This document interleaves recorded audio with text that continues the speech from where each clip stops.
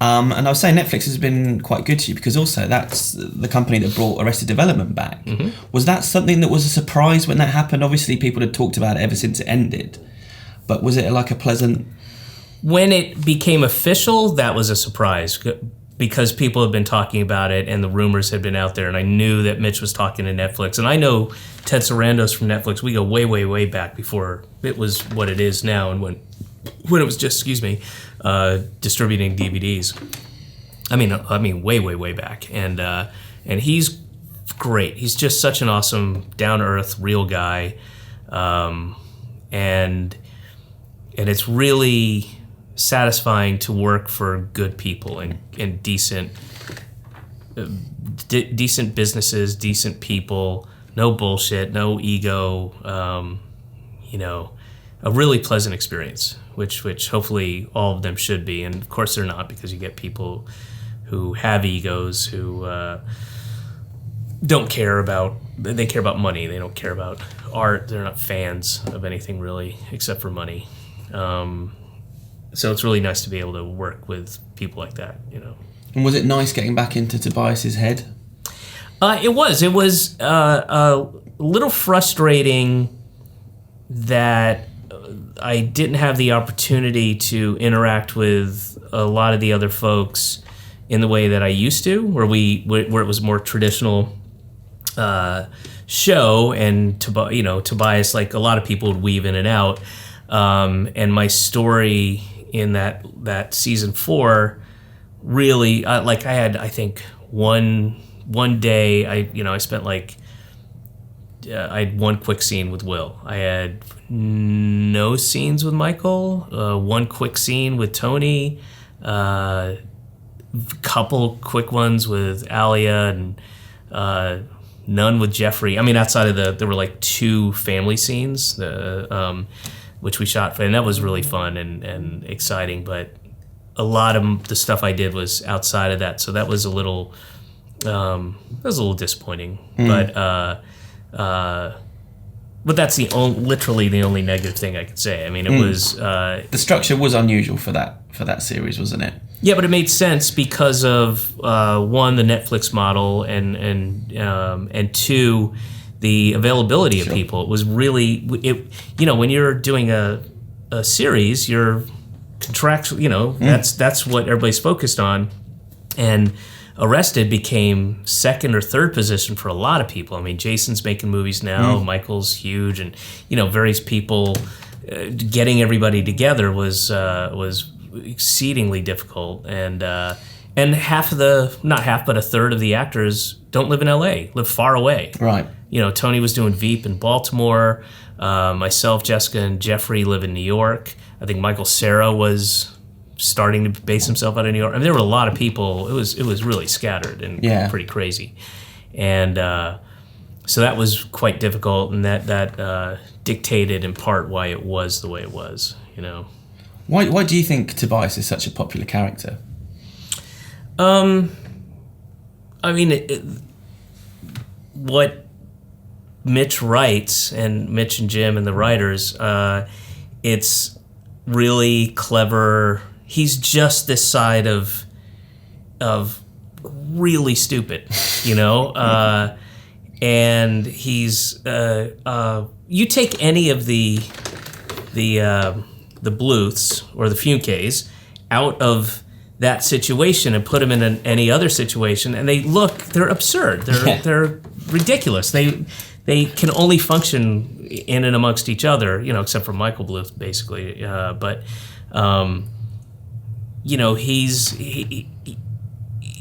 They just get to come up with these really clever, because he's so stupid and deluded, and kind of pompous too. And you get to put things in his mouth, so to speak. That's actually something Tobias might say. That these things get to come out of his mouth that wouldn't work and would be arch and ridiculous, but they actually make sense in that context, in that scenario. I mean, people. I think if it was, the Tobias Funke show, it would get old really quick. By episode 3, you'd be over it and not interested. But as a sprinkling to come in and steal the scene, inject this absurd thing in this already absurd world, it works really great like that. And they've announced more for next year. Is that something you're... No, I don't know. Well, Brian Grazer, I think, said the other day that they were going to do it. But okay. I mean, yeah, sure. People said that for years about... It took years, and I said I'll believe it when I'm on set. Yeah. And I've got that mustache on and some ridiculous outfit. And somebody says action, but until then... But I would love to do it, of course. Do you think they're characters, though, that they could be revisited every few years, sort of infinitely? Absolutely. Yeah. With that writing, the writing is so strong, and I think the season 4 got kind of a short shrift in that there was so much pressure, and it was a completely different construct, and I think people had a difficult time getting past that, and it took me until the middle of Job's episode, which is kind of the middle of the right around the middle of the what are there 15 episodes, something like that, to really figure out how to watch it and get comfortable with it. And because I saw it and all the other actors saw it the same way everybody else did. We only saw the premiere at the premiere, the first 2 episodes at the actual premiere, and then we all went home and watched it because we didn't have, we weren't with other people's scenes, and it didn't, stuff out of context didn't mean a whole lot, so it unfolded for us the way it unfolded for anybody else, and it was they did so much work in making sense of it and threading these and weaving these stories together, and those moments that the first 3 seasons had of in season 2 episode 5 he says this thing and he's wearing that thing, so then you see it later. Like, there was so much of that layered into this that I think people missed it because they weren't comfortable with it being different and new, and they didn't like it, and it clouded their ability to enjoy it. And I say that with a little bit of experience because, as I said, it took me a little while to figure out how to watch it. And then once I did, I thought, okay, I need to go back and watch this again because there's stuff I'm not getting, and I know how to watch it now. I know what to look for. I know what to flag up, and I think people didn't get that far into the thought process of it, and it just was, disappointing for some people. Not everybody. There are some people who loved it and appreciated it, and it grew on them. And I definitely think with time, people will come to appreciate it for what it was. Having said that, I, like a lot of people, missed the elements of what the first 3 seasons were like. But I like both things. And do you think there'll ever be potential for a movie, or do you think its home is on TV? It's,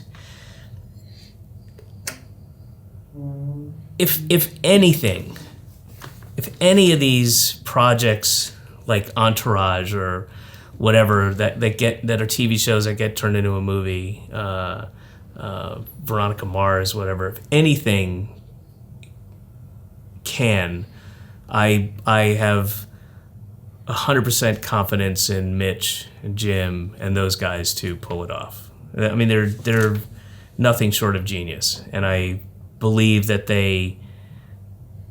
if anybody can do it, they can do it. An Entourage movie to me is a head scratcher. A Veronica Mars movie is a head scratcher. And Arrested Development is kind of a head scratcher too. But if anybody can do it, if anybody can say, here's this experience that's better than watching it at home, you need to go to a theater and watch this, I believe it's them. And they'll figure out a way to make that, to justify it being a movie. Tobias the action hero? No. Okay. Can't imagine. So you've directed now, obviously you've acted, you've written, you do stand-up. Is there one that you prefer of the four, or do you just like to keep catering? I like craft services. I like filling up that peanut bowl. I've been asked this before, I'd say at the, when you look back at your work, writing is the thing I'm most satisfied with. The thing that gives me the greatest satisfaction in that I did this. There was nothing there. There was a blank page.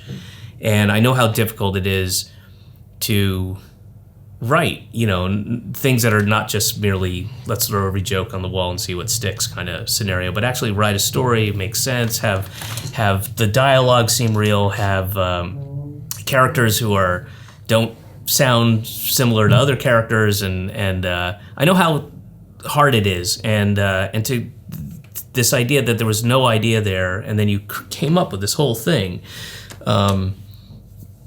I think that's the thing that gives me the most satisfaction, that I've the most respect for in other people. The part that I enjoy the most is editing. That's the most intellectually the most fun to because there are always problems. You miss every single project. There's hundreds of different reasons why you didn't get this shot, or this thing didn't happen, or you're in the edit and you realize, nobody realized this guy's not supposed to be there yet. We can't have him there. Whatever the thing is.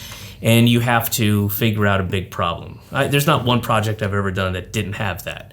And then finding that stuff in the edit and finding those solutions is always such a great moment. And, in the edit, you can completely redo your movie. This was much funnier initially. It was the script was funnier. Our first few cuts, the hipsters from Brooklyn, it was funnier by half. It had more, lots more laughs in it, and I screened it. We had a couple screenings for friends and people in the industry that I could show it to who knew how to watch a screening. It's temp track, it's not scored, the sound's all wrong, it's not colored, whatever.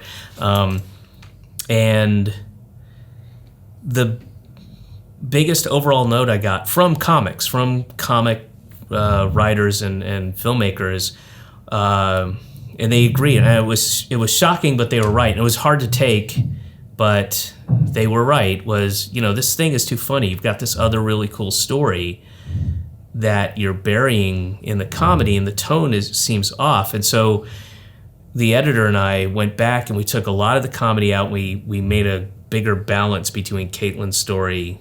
And I'm really happy with where it is, and I think it somewhat suffered in that people approached it thinking, it's going to be this comedy, this laugh out loud crazy thing. Yeah. Oh, David Cross, the guy who's on this thing and did that, and it wasn't. And you don't want to open up want to tell people like it's not that funny. But I found myself doing just that.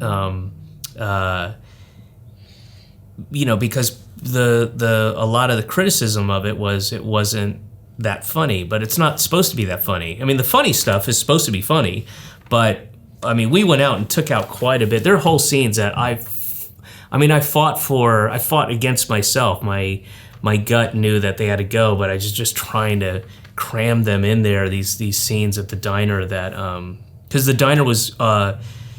diner scenes were used to show the passage of time. So when we lost those other scenes, we had to figure out a new way to show what day it was, how long they were in there. That's why there's a couple, there's two in particular, like terrible things that I hate, where it's like a shot of an exterior of a motel and we had to have actors ADR dialogue over the motel shot. And it's just for exposition to get you. It's because we took this other stuff out that was there that served a purpose beyond just being funny. And they're really funny scenes, but I had to get rid of them just because it made the movie as a whole feel different, And there was this whole thread of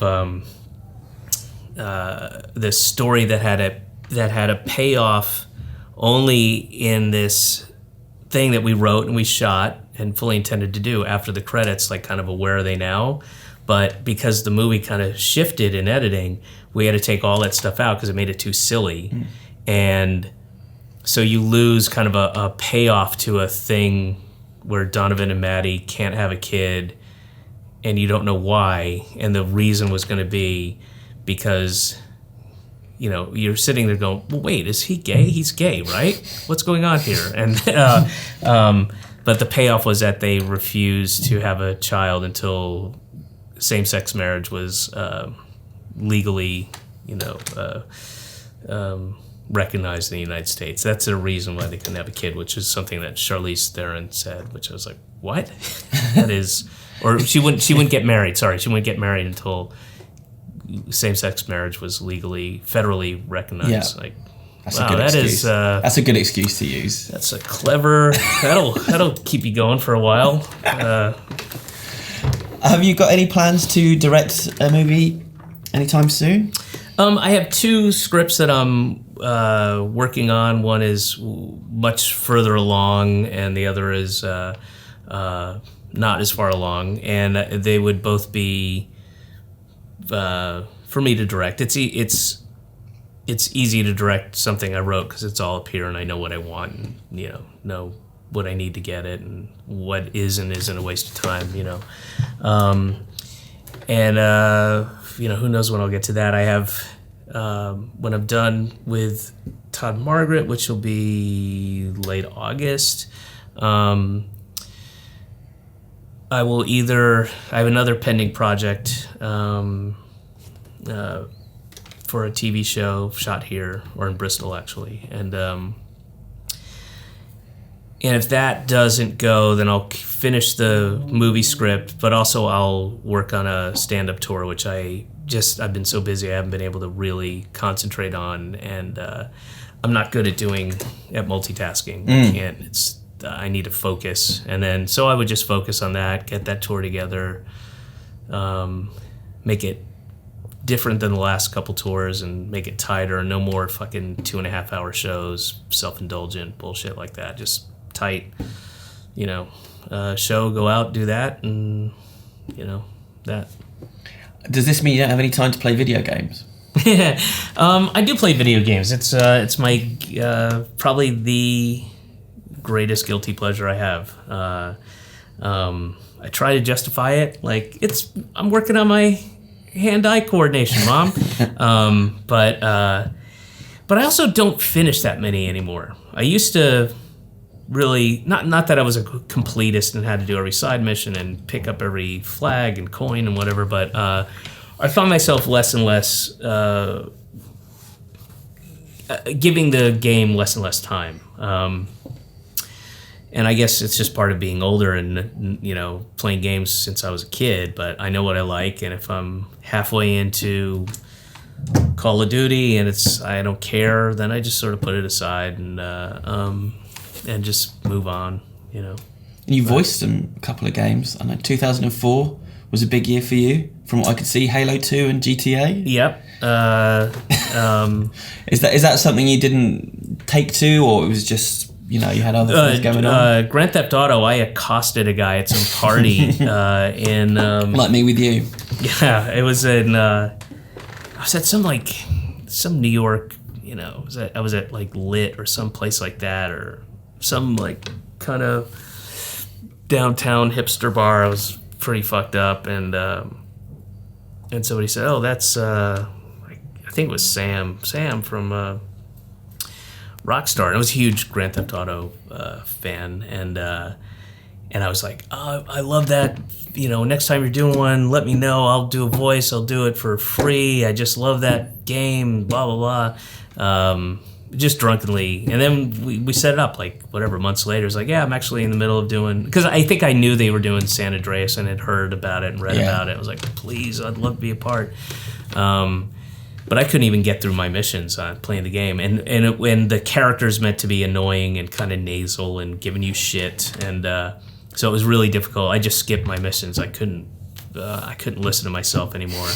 That's terrible. And I did get through it.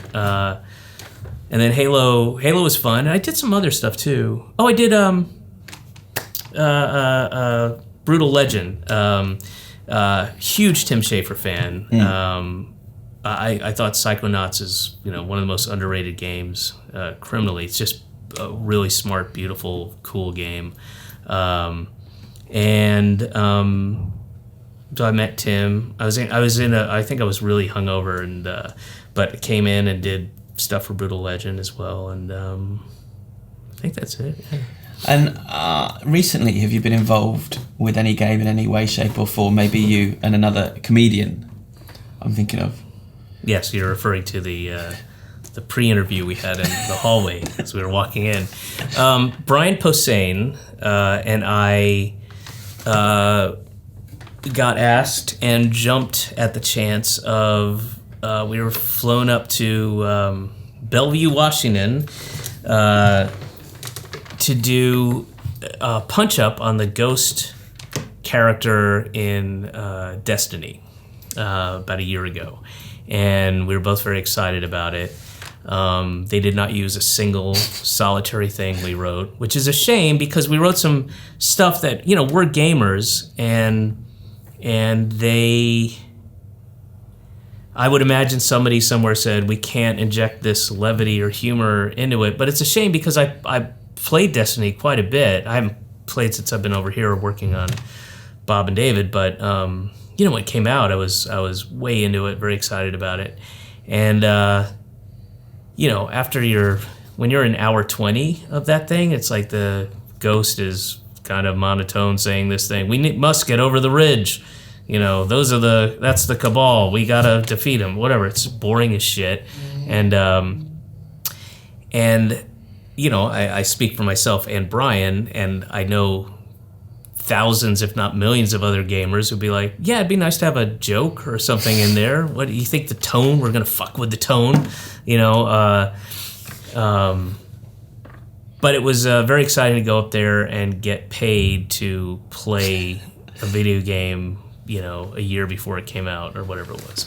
So that was fun. Can you give us a flavour of any of that Ghost stuff that you were writing, like the approach you were taking? Oh, I mean, some of it was sort of self-referential. Mm-hmm. And it was just stuff that was making us laugh. We were in a room and we'd play a lot, and then again, some of it was kind of winking to gamers. I truly don't remember any of them. They were just sort of riffy one-liners that both Brian and I were coming up with. Missed opportunity. I think so, yeah.